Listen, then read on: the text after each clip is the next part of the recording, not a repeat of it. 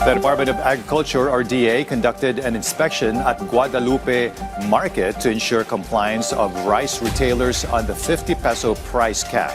Yesterday, 19 notices of violation were issued to non-compliant retailers. Elijah Canlas reports.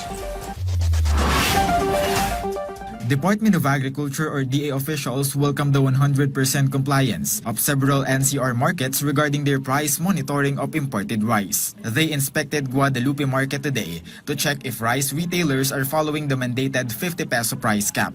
This follows the department's widespread inspection of major markets yesterday, where most complied but several violations were still detected. Kahapon po, pumunta po tayo sa mga selected public and private markets, yun nga, nakitaan natin na meron din pong naisuhan na notices of violation sa mga palengke na tinitignan natin yung presyuhan at saka yung particularly yung labeling ng bigas. Stores found violating the price cap were immediately issued notices of violation. 19 notices of violations were issued during yesterday's inspection of retailers selling imported rice above 50 pesos. Additionally, 4 notices were issued for improper rice labeling. Inspecting DA personnel also collected samples for further laboratory analysis. For Laila, a mother, affordable rice is a huge help in these times. Malaking makaitulong yan lalo na sa mga mahihirap.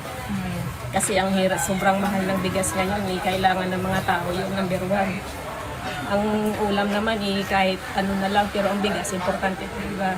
The 30-day implementation period is set to end on Saturday, but the DA is considering a possible extension to further assist consumers. Violators are expected to provide an immediate explanation and supporting documents within 2 days. Elijah Canlas for The Nation.